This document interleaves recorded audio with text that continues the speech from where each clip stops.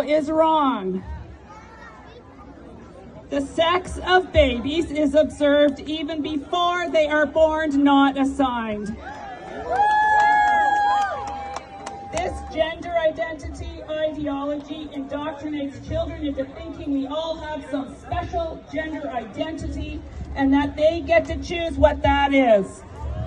They get to change their name, their pronouns. All of this can be done without parental consent. No!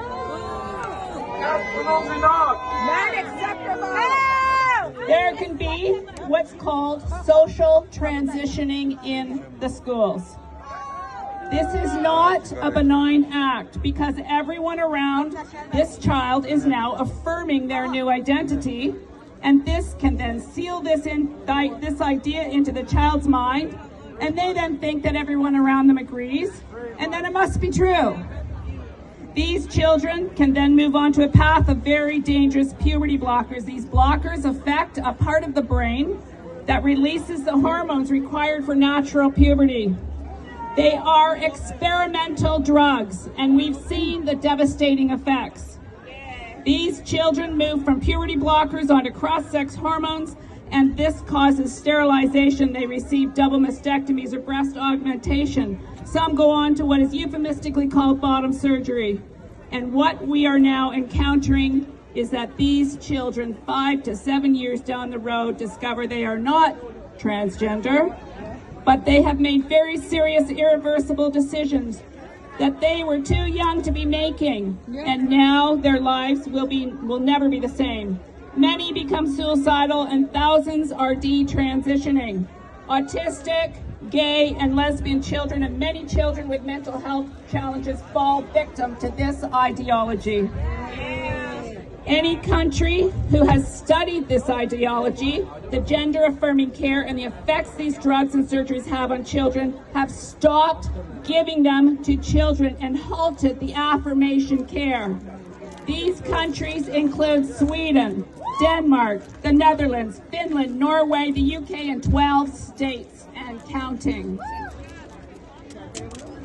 Children are being indoctrinated to believe that their power and privilege comes from their sexuality, their gender, and their race.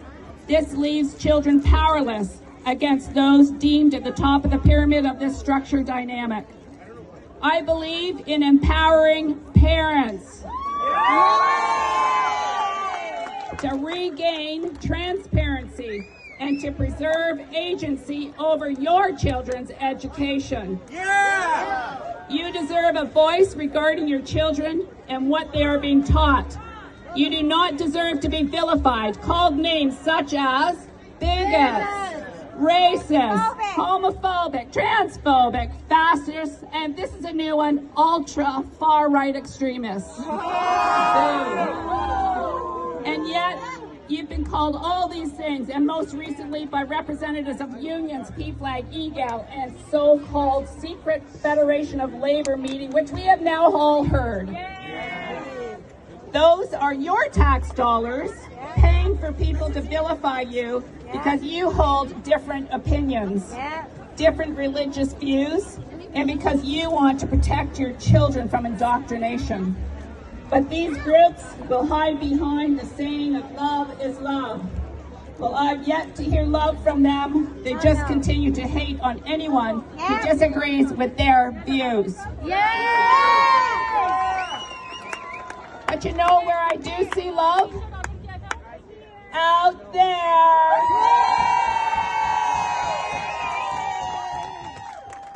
All of you who love your children unconditionally and will do anything to keep them safe.